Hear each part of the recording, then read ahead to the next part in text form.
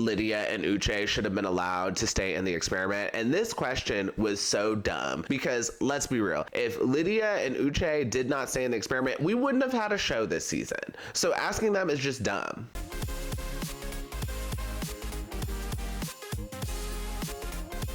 Hi everyone, my name is Dimitri and welcome back to DimitriTube. Love is Blind, episodes 8 to the reunion. Let's talk about it. As always, if you're enjoying my videos, please go ahead and pound that like button, pound that subscribe button, and ring that notification bell. I'm a growing YouTuber and the likes and subscribes really help me out. So just one really quick thing before we get started. So Lydia's brother lives in Washington, D.C. and me and my friend Brett have seen him at the club at least twice now. And I do not know him personally, but every time me and my friend Brett spot him at the club, I'm like, oh my God, Brett, should I go up to him and just be like, oh my God, aren't you Lydia's brother from season 5 of Love is Blind?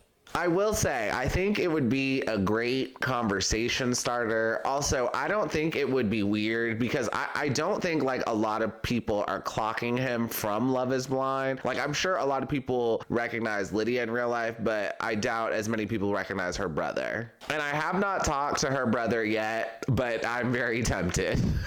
Okay, that's all I got. Let's dive into the review.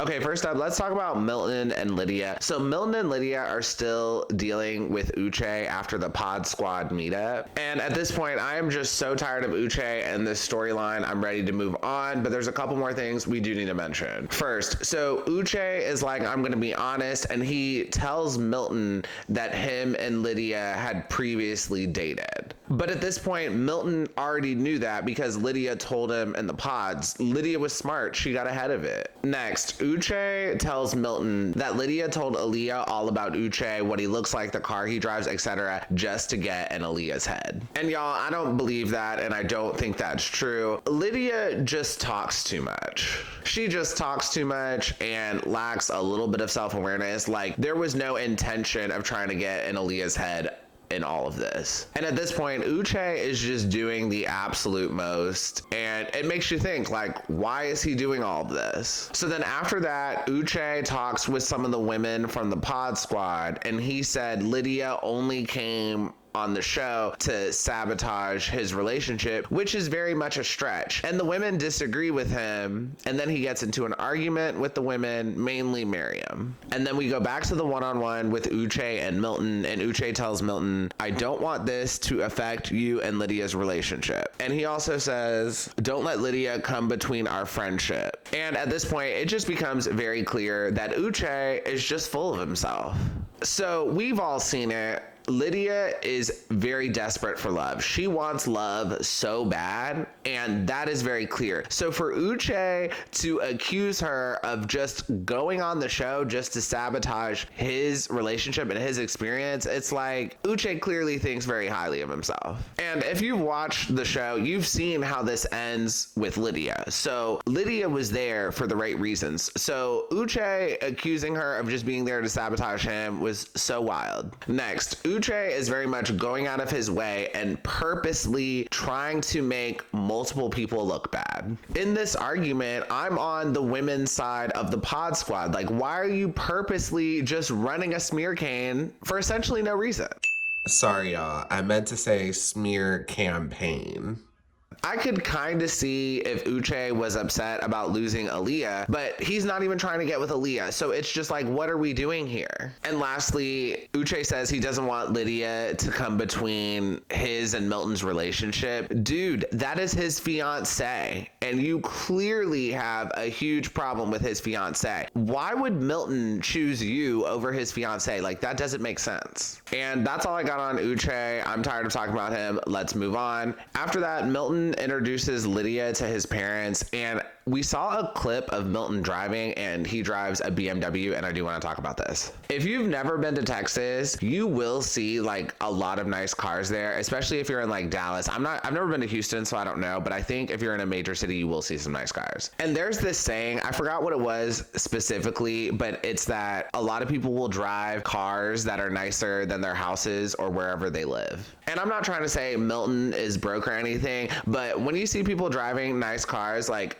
do not be fooled. Oftentimes their cars are nicer than their houses, or they have like car payments that are over $1,000 a month. And if you've been watching this season, Stacy, Milton, and Izzy all have nice cars, but we don't know if it's paid off or if they're heavily in debt or what's going on. So just don't be fooled. Next, why was Lydia wearing a crop top to go meet Milton's parents? I don't give a how hot it is in Texas. She should have put on a sundress or something. Do not go meet your fiance's parents in a crop top. So when Lydia meets Milton's family, for the most part, Milton's dad is like quiet, and most of the interaction we get is with Lydia, the mom, and the sister. And Milton's mom and sister are not feeling her. And this interaction is very awkward for Milton. Milton almost acts like a teenager in this moment, like he's embarrassed by his family. And during this moment, I really want to call out Milton's mom, because to me, if you're going to be a feminist, you need to be a consistent feminist. At the start of the interaction, Lydia talks about how she's a scientist and geologist or whatever, and Milton's mom basically applauds her and appreciates the fact that she's a woman in STEM. But then right after that, I'm pretty sure it was Milton's mom questions her and is like, why would a 30-year-old want to date a 24-year-old? And let's be real, if the genders were flipped, this would not be a problem. Like if Milton was 30 and Lydia was 24, this would not be a problem. And personally, I just don't like that selective feminism. Like, yes, you're excited about women being in science, but you're not excited for a 30-year-old woman dating a 24-year-old man. You're literally perpetuating the idea that it's okay for men to date younger, but it's not okay for women to date younger. And I'm just like, if you're gonna be pro-feminism, you need to be pro-feminism a little more than you're doing right now. Next, Milton's sister says that she has never heard him mention marriage, and she also accuses their relationship of being phony. And Milton's sister was harsh, but she was asking legitimate questions. And personally, I don't think she was that bad. This was like a typical black family to me. Like, a black family is going to keep it real with you, especially if that's like her brother, you know? And then at one point, the mom said marriage is like a business deal, which I thought was a big red flag. And I think Milton comes from a great family. Like, I think his family is great. It's just his family is more methodical and not as emotional. And oftentimes it can come across to some people as harsh. And just two more things I want to say about Lydia meeting the family. So during this part, the editing was very chopped and screwed. So I really don't know what Netflix was trying to keep from us, but we got to take this moment with a grain of salt. And second thing I want to ask, so they asked Lydia how important it is to her to name their child James Milton Johnson V. And I thought that was like a really weird question. First of all, Lydia needs to get married and pregnant first. Can we start with that? And not only does she need to get pregnant, she needs to be pregnant with a boy, because I doubt Milton and Lydia are going to have a daughter and name her James Milton V. And personally, I just think that's a dumb question, because it's like, let's just cross that bridge when we get there. And this is just my opinion, especially because I'm a junior and I was named after my dad. I find naming a kid after yourself, I find it a little narcissistic, but then at the same time, if he's already James Milton IV, you might as well just keep it going. Like, Milton, if you have a son, you might as well name him the fifth. Like, I feel like after a certain point, you might as well just keep it going. But also at the same time, it puts this weird pressure on you, because one, it puts pressure on you that you have to have a kid. Not only do you have to have a kid, you have to name them after yourself. So I totally get why people don't do it. Like, if I ever had a son, he would be like the third. And I don't know. I have mixed feelings about it. After that, Milton has a one-on-one with his sister. I think they're like having lunch or something. And I just want to mention this really quickly. Milton tells his sister that having an outsider join the family can be different,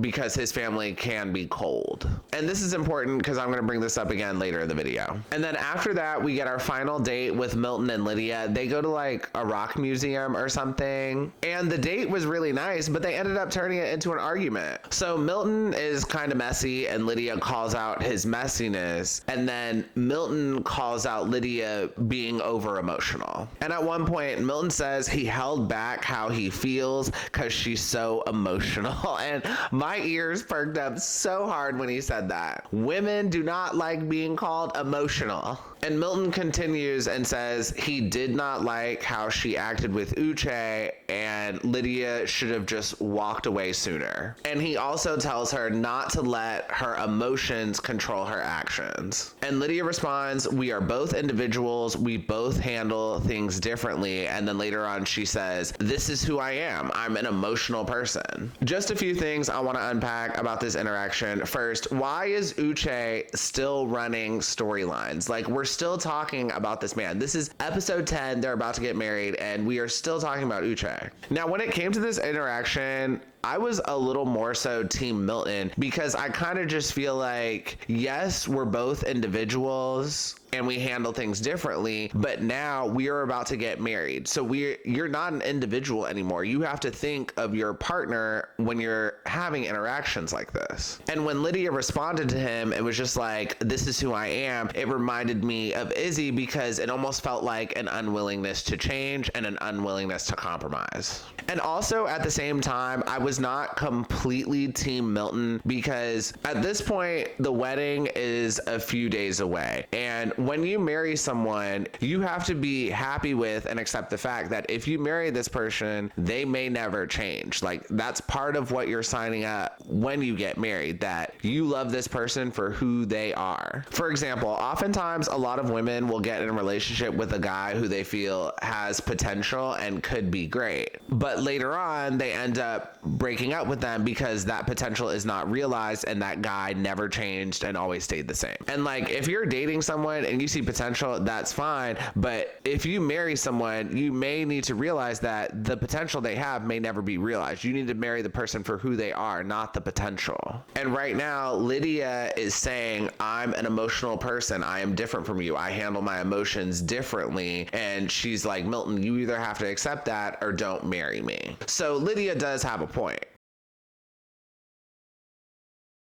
Okay, now let's talk about Stacy and Izzy. So they're still arguing with Johnie and Chris during the Pod Squad meetup. Chris tries to reason with Izzy, but it's very much pointless. And Izzy says, Johnie told me she was in love with me 4 times. I'm calling her out because you remind me of me and you're a good guy like me. After that, Stacy and Johnie join in on the conversation. And Johnie says that Stacy is deceitful because Stacy never said Izzy was one of her top guys. And Johnie claps back and says that everybody knew, which is true. And Johnie also claps back and says, you acted differently based on my relationship with Izzy, which is why I think you're deceitful. And that could be true. And overall, this interaction was a mess. Johnie and Chris and Izzy and Stacy just need to separate. But instead of doing that, Stacy kind of goes a little bit on a tirade on her and then they walk away. So let's unpack this. Johnie and Stacy just don't with each other. They rub each other the wrong way, and I think it's due to fighting over the same man. And Johnie called Stacy deceitful because she was not open about dating Izzy, but I don't think Stacy was wrong for that. Stacy was very much just playing the game. As we've seen in previous seasons, it's often better just to date people and be interested in someone, but you don't have to show all your cards to the other contestants in the pods. And I don't think there's anything wrong with Stacy playing the game that way. Next, Johnie said that Stacy acted differently after she found out about her relationship with him. And I don't think Johnie is lying. I do believe that once Stacy found out that Johnie was dating Izzy, it made Stacy want Izzy even more. And we've seen love triangles on this show like this time and time again. And last thing I want to say about this, Stacy is a little immature to me. Stacy really should not be mad. And to me, Stacy and Izzy are very much trying to ruin Johnny's new relationship with Chris right now. And what they fail to understand is ruining Johnny's relationship is not going to make you any happier. Stacy and Izzy, y'all need to like take the high road and just let her live and just walk away. Like, why trying to ruin her on top of that? Yes, Stacy, I get it. You don't like her. You don't with her, but you don't have to try to ruin her life. Just walk away and move on. So after that, Stacy and Izzy go home and we get a one-on-one with them in their apartment. And sidebar, Izzy is really drunk at this point. Stacy tells Izzy that she feels like most of the passion comes from conflict and it's not all the time from Izzy. She also says, I want to feel like you're afraid to lose me all the time. Stacy also says, I'm asking when I come home, what do you do for me? And Izzy responds, you make me feel like I'm not enough for you.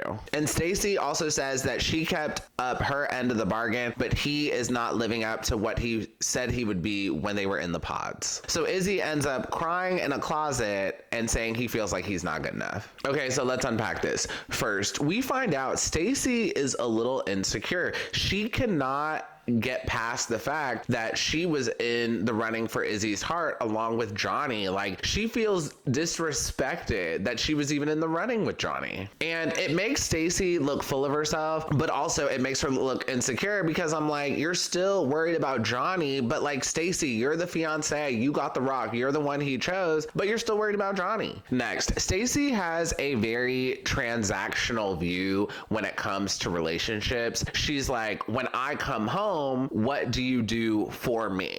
And her mentality is very much, I do ABCD, but you don't do anything for me. And I just feel like having a transactional view of relationships like that is just not healthy. She should have taken the approach of, you said you were going to do these things in the pods and I've seen none of them, period. But for her to take it to the next step and be like, what do you do for me? It makes it seem like she has a very transactional view of relationships. And last thing, Stacy at one point said, I want to feel like you're afraid to lose me all the time. And I just don't think that's healthy. Why would you want your man to have that mentality all the time? To me, that sounds like Stacy is like idealizing what a relationship is from like movies and stuff. She wants that like everlasting over the top love, but she needs to come back to reality and realize like that type of mentality is not healthy. And then later on, Izzy explains that he cried because he was caught off guard and that he was hurt, and Stacy only focuses on what he's not doing. But at the same time, Izzy never said what he is doing. So at this point, I don't know who to believe. Stacy says he's not doing enough, and Izzy says she's focusing on the wrong things. And in general, we don't see enough of them as a couple to really know if Izzy is or is not doing enough. After that, Stacy meets Izzy's mom, and Stacy wore a bralette to go meet Izzy's mom. Like, girl, you are just so unserious. In Stacy meeting Izzy's mom, there really wasn't anything notable. Izzy's mom seemed cool with it.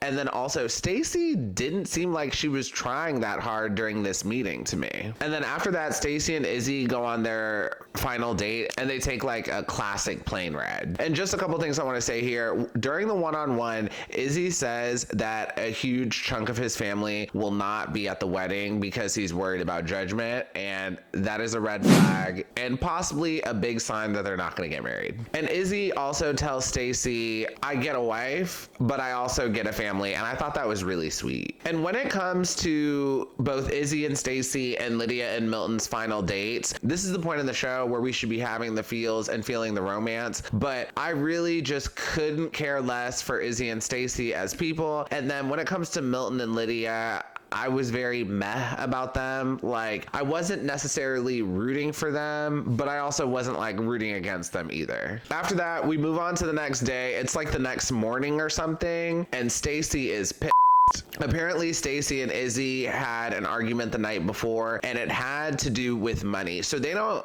specifically say exactly what happened. Both Izzy and Stacy were at a gas station, and Izzy either didn't have a credit card or a credit card didn't work, and Stacy asked him about it, and I guess Stacy finally got the truth about his financial situation. So during this part, Stacy and Izzy very much tiptoe around the issue, and Stacy tells Izzy, I don't think I can trust you. And Izzy says he wanted to have a formal conversation about this. He didn't want to talk about it in the pods because he knew it would be long, and he says he wasn't trying to hide anything. He was just looking for the right time to bring it up. And Izzy also says he's not in bad debt. He just owed $3,500, but now it's paid off. And sidebar, this is skipping ahead a little bit, but it's relevant. I'm not going to talk about this again in the reunion. During the reunion, Izzy says he has no debt. He just has bad credit. Okay, so just a few things I want to say about this. First, talking about money is a very tricky conversation. People in general can be very sensitive about money and their finances, so talking about that in general is hard. And as we all know, like 50% of marriages end because of finances, so people just have different relationships to money, and then trying to combine lives together and finances together can be very difficult, and Izzy and Stacy are no different. Next, Netflix also was being careful because I think they were just trying not to put too much of Izzy's information out there, so they were being careful as well as how they like portrayed this and aired this. Next, did Izzy commit fraud or something? Because it's really not adding up for me. He has no debt, but he has bad credit. Typically, if you pay off your debt, that increases your credit score. So for him to not have any debt but still have bad credit, it almost makes me feel like he committed fraud or something. Next, to me, withholding information is the same as lying. And Izzy was very much withholding information from his fiance. Whatever happened at that gas station made Stacy learn something new about Izzy and his finances, instead of Izzy being forthcoming about the information in the first place. And to me, that's the same as lying, and Stacy has every right to be mad. And the fact that Stacy accidentally figured this out instead of Izzy telling her just shows that Izzy is not ready for marriage. He's not ready for this step in his life if he cannot be forthcoming about everything to his fiance. And Izzy says he was not trying to hide anything, and he wanted to have this conversation formally, but the problem is Stacy asked him about whatever they were talking about multiple times, and Izzy was never forthcoming to her. She ended up finding out accidentally at this gas station. And then later on at the reunion, I think Vanessa asks him about it, and Izzy says everyone in the pods knew. And I just thought, so everyone in the pods knew, but you didn't want to tell Stacy? Yeah, Izzy's definitely guilty in this situation, and for some reason he just didn't want to tell the full truth to Stacy. Most likely because he was embarrassed about his situation. Okay, now we're moving on to the weddings, and first up, I'll talk about Izzy and Stacy's wedding. First, I swear Izzy was his mind. I swore he smoked like 3 blunts before this wedding. And for my prediction, I did not think they were gonna get married, and I was like, if Stacy's smart, she will not marry this man. And before the wedding, Stacy's mom even says, do not ignore the red flags. And I was like, yeah, Stacy, you really need to listen to your mom. And Izzy writes Stacy a letter right before the wedding, and Izzy has the best man drop it off to her. And I thought the letter was very cute and very sweet, but also this was the first time Stacy met the best man, and I thought that was kind of weird that they had never met before this. And Stacy looked amazing for her wedding. I love the dress, I love the heels, and I love the earrings. I really wish she would have worn a necklace with this, but other than that, I loved it. And Izzy looked a mess. His suit reminded me of like an 80s prom, but more fitted. So even though Stacy's sisters were bawling their eyes out through the wedding, Stacy says no at the altar and says that they need more time before getting married. And then after the not wedding, Izzy is completely torn up, and at one point he says, if I'm the one, the timeline shouldn't matter. And Izzy also compares love to the movie Titanic. He wants that type of love and says material things couldn't matter, and he also says, I can give you everything a 45-year-old rich man couldn't. And not only did I think Izzy was out of his mind, I think he was being manipulative here. So I totally get it. Izzy is a romantic, and he wants this over-the-top romance and over-the-top kind of love, but wanting that does not get rid of the fact that you're kind of a liar and still withholding information from your fiance. Instead of you being forthcoming about your finances, Stacy accidentally found out about it at a gas station a few days before the wedding. Like, I wouldn't have married you either. And then when it comes to Lydia and Milton's wedding, so I didn't think they were going to get married either, but I was pleasantly surprised they did get married, and I'm actually glad they got married, because if they didn't get married, we wouldn't have had anyone this season. And during the wedding, I loved Lydia's hair and makeup. This was probably the best makeup she's had all season, and I loved the eyeshadow the makeup artist put on her. To me, it was very subtle, but also perfect. And one more thing I want to say about Milton. Does anyone know if Milton has a permula? I really feel like that's a permula. Like, I don't think that's his actual hair texture. And when it comes to Lydia and Milton being married, this is just what I think. I think they'll stay together for like 6 or 7 years. They may have a kid, maybe not. And if they eventually get divorced, Milton will be a hot commodity because he'll be 6 years older, more wise, a bigger paycheck. And if he gets single again, the girls will be on him like a hot tamale, especially knowing that he can be a good husband. Okay, now we're moving on to the reunion, and Love is Blind reunions are always terrible, but I will say this one was terrible, but it was one of the better ones. And before we talk about the content, I do want to dive into the outfits. First, I loved Vanessa Lachey's hair. She gave us a bone straight with the middle part. I thought this looked really good on her. And her hair was very symmetrical, but then her dress was asymmetrical, so I think that worked really well. Next, I didn't really care for any of the dresses this season except for Aaliyah's. Stacy, I really liked her shoes. Johnie's dress was just a little too princess for me, and Lydia's dress was cute, but I didn't love it. And Aaliyah absolutely served. I loved the hair, I loved the dress, I loved the makeup, I loved the eyeshadow. She looked absolutely amazing, and she came correct for this reunion. Next, real quick word about the decor. So during the reunion, there was roses everywhere, but like, it was ironic because this season had basically no romance. Okay, let's talk about Lydia and Milton first. This will be kind of short. I'm just going to talk about Aaliyah separately. This was the perfect opportunity for Milton to give us a glow up, and he looks exactly the same. I'm very disappointed. One thing that they mentioned during this reunion that I absolutely loved is that Lydia gets along super well with Milton's parents, and Milton even said that Lydia has brought out a more fun side to his family. And I can't remember what word they used. It wasn't fun. It was like some other word. But Milton also says that his relationship with his parents has improved since Lydia, and I loved hearing that. Say what you want about Lydia, but if you find a wife that makes your relationship with your parents stronger and better, that is amazing.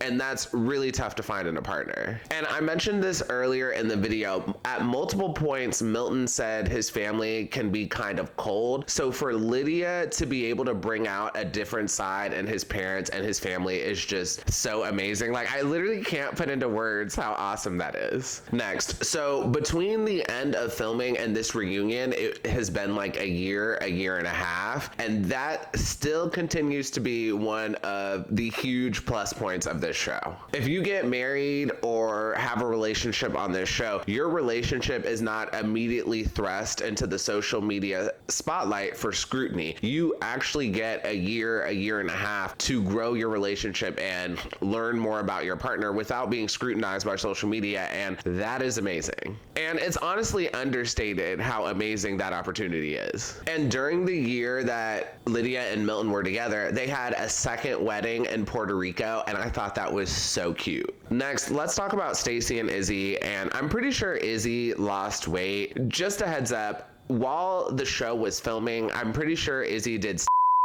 wait, I don't think you could say that on YouTube. Izzy did a cycle. Y'all may have not caught this, but when Stacy and Izzy were on their vacation in Mexico, Izzy had a lot of back knee or like acne on his back. So that was hint number one to me that he did a cycle. And the second hint was during this reunion, he had like lost a lot of weight, because often you'll do a cycle and gain weight, but then after you get off it, you'll lose the weight. So I'm pretty sure he did. And then Vanessa and Nick Lachey re-aired some of their wedding footage, and re-watching Stacy and Izzy's wedding that never happened was just so cringe. I can only imagine how Stacy and Izzy felt up there watching it. Next, I mentioned this before, but I'm not gonna dive into their finances like I did earlier in this review, but Izzy says that everyone in the pods knew about Izzy's finances. But that begs the question, why did everyone know and find out but his fiance? Then after that, we find out that Stacy and Izzy dated after the wedding that didn't happen. So 2 or 3 days after the wedding, Izzy reached out to Stacy because he missed her so much.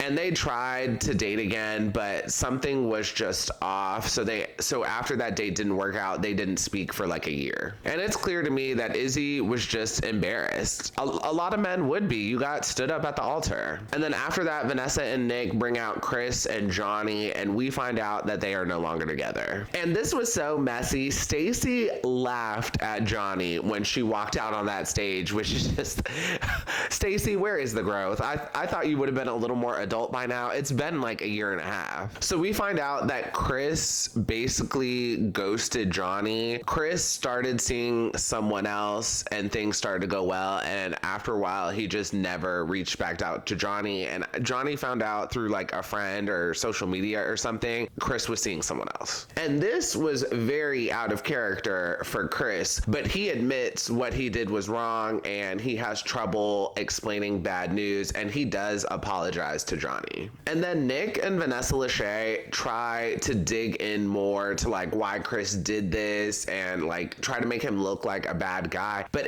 at this point, it's like, why are we digging into this? Chris and Johnie weren't even main characters of the season. And it still does not make sense to me why Netflix didn't continue to air Johnie and Chris's love story. Like, they were both in the pods and they ended up together after the pods. I don't understand why Netflix didn't continue with that. And now that their relationship went awry, now Nick and Vanessa want to dig into it. To me, it's too little too late. Like, I don't care. Like, we didn't even have a chance to view them outside of the pods. Like, why are we digging into the messiness that happened off camera? Next, Johnie says that she regrets not continuing with both men in the pods. I said this on a previous review. Y'all may hate on Micah from season 4, but she was playing the game. She strung along Kwame and Paul as long as she could, and I don't understand why Johnie didn't do that. And Johnny's now regretting that she didn't do that. And personally, I don't think it would have mattered. In my head, what's meant to be will be. So even if she had strung along Chris and Izzy further, I think Izzy still would have ended up choosing Stacy, and I don't think Chris and Johnie would have ended up working either. Like, it may have happened in a different mechanism, but I think it still would have been the same result. Next, Stacy says she was not bothered by Johnie and her comments, but she clearly was. Stacy was clearly angry and just so annoyed by Johnie, and what makes it wild is this is like a year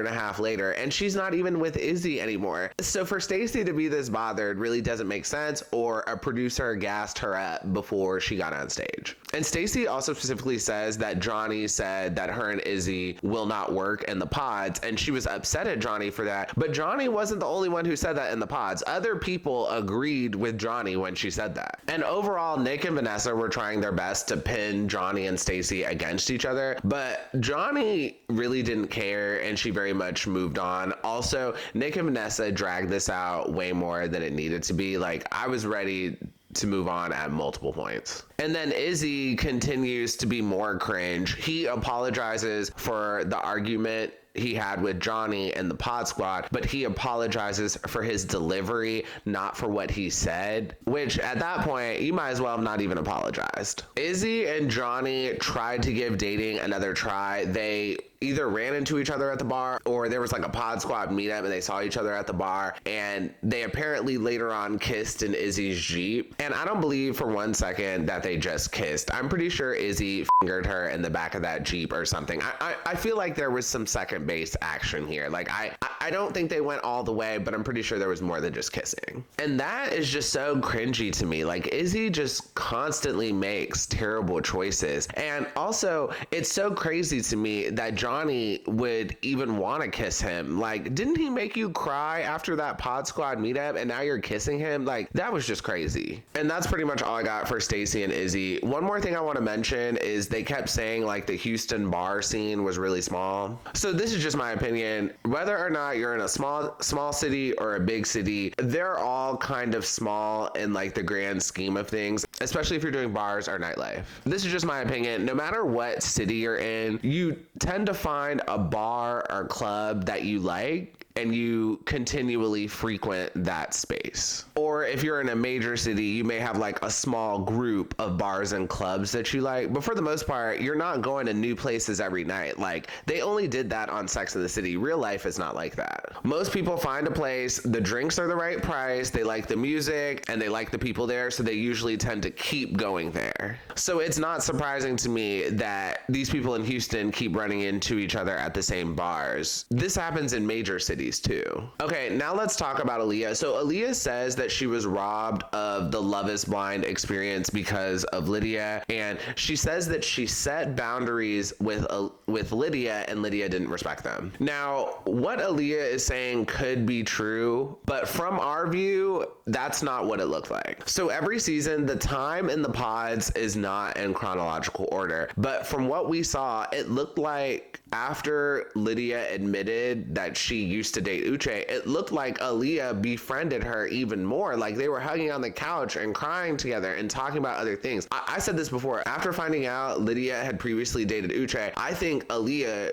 should have just not talked to Lydia at all. But from our end, it looked like she befriended her more. And it's possible Aaliyah set boundaries and Lydia didn't respect them. But also at the same time, to me, it just looks like Aaliyah didn't put up strong enough boundaries. Next, Aaliyah really should be blaming production for not pulling them from the experiment. Uche and Lydia should have been pulled from the experiment. And ultimately, I do not like that Netflix calls this show an experiment. They should just call it a dating show. When you call it an experiment, it just seems more scientific, but it's clear Netflix prioritizes drama over staying true to the experiment. I think of an experiment like science, and if you have an experiment, you have certain rules, and if those rules are broken, you need to get rid of those people who broke the rules because it jeopardizes the experiment. So by allowing Lydia and Uche to stay, and then production diving in and saying Uche and Lydia cannot tell anyone they dated until a certain point, it's like you're messing with the experiment. At this point, just call it a dating show. Like, instead of trying to find a workaround to make the experiment still work, just call it a dating show. We wouldn't even have to worry about that. Next, Vanessa asks Aaliyah and all the other contestants if they think Lydia and Uche should have been allowed to stay in the experiment. And this question was so dumb because, let's be real, if Lydia and Uche did not stay in the experiment, we wouldn't have had a show this season.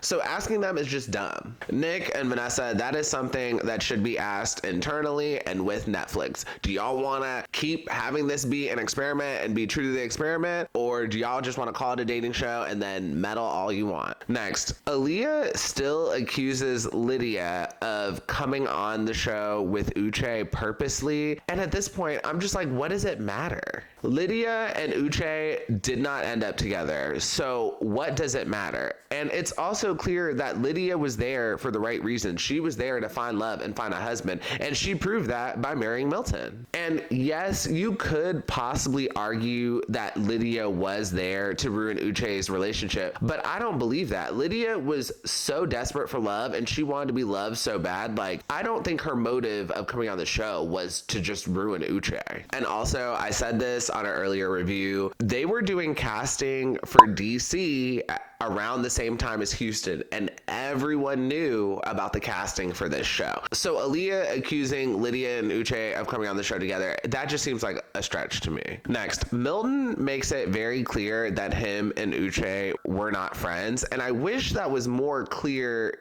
in the pods. So I didn't think Milton and Uche were like besties or anything, but I thought they were like cordial. If anything, I thought you could consider them friends, but Milton points out that they were not. And Milton also points out that the same thing that happened to Aaliyah is what happened to him. But Milton acted differently than Aaliyah did. Milton set up clear boundaries with Uche. He didn't go and befriend and try to be besties with Uche like how Aaliyah became besties with Lydia. Also, Lydia specifically told Milton that she dated Uche and they used to have a relationship. And Milton knew that and stayed in the relationship and took a chance with Lydia anyway. Whereas Aaliyah, after hearing that Lydia had previously dated Uche, Aaliyah just up and left the experiment. And then after, Aaliyah could have stayed and given Uche more of a chance in the pods, but she did not. And then to make things even worse, Aaliyah tried dating Uche again after the cameras were gone. And I'm like, so if that's the case, why are you still mad? If the cameras are gone, Lydia is completely outside of the situation and it still didn't work out. So why are you still mad at Lydia? Next, Uche declined to be at the reunion. And I will say, we talked about Uche a little too much in this reunion, and I kind of thought that was in poor taste. Like, this man isn't even here to defend himself. But in his defense, it probably would have been a little better of a reunion if he was there. Like, the reunion would have been more interesting, but it would have been terrible for Uche's reputation because there's no way he could have saved himself from all the facts we had. And lastly, let's talk about Taylor and JP. So since filming, Taylor got her lips done. She got them Kylie Jenner lips right now. She finally joined the club. And during this whole interaction with Taylor and JP, I will say Taylor was very defensive. Like, she came out the gate kind of hard, in my opinion, especially since this was like a year and a half later. JP says a couple things that I do want to mention. He said the cameras made him nervous, and he also says Taylor didn't want to be there anyway. First, this is a very real thing. When you go on reality TV, if you're not used to being on camera, it is very much an adjustment. So when they were in the pods, there's cameras in all the pods, but I don't think they actually have cameramen. And then when they have like the girl side of the house and the guy side of the house, there's cameras everywhere, but also I think there's probably a few cameramen. But since it's like a large group of people, it probably didn't bug JP as much. But then when he went to the suite with Taylor, you got 3 or 4 cameramen, a producer, a production assistant. Like, that's a lot going on, and it definitely takes an adjustment. And Taylor doubles down on the fact that JP just didn't talk. And I wish Vanessa and Nick would have asked about this. Like, y'all talked so much in the pods. So like, what in conversation were you missing, Taylor, that you really needed from him? And just 2 more things I want to mention. So Vanessa asked Taylor if physical appearance had anything to do with it, and Taylor says no, it had nothing to do with physical appearance. And JP doubles down on what he says in Mexico. He says he prefers a natural woman, like without makeup. So this is just my opinion. I can't prove it, but feel free to disagree. So I don't think Taylor was that physically attracted to him, but for some reason she just won't admit it, probably because she doesn't want to look bad.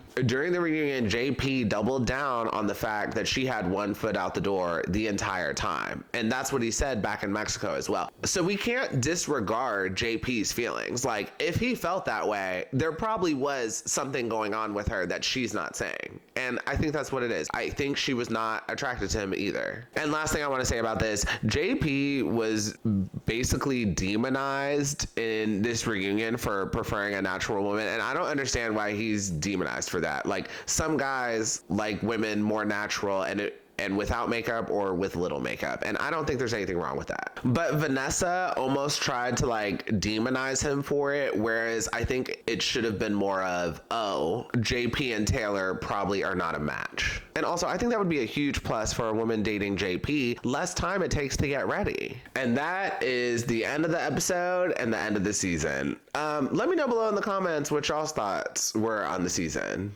And as always, if you enjoyed this review, please go ahead and pound that like button, pound that subscribe button, and ring that notification bell. And I will see you all next time. Have a good one. Bye.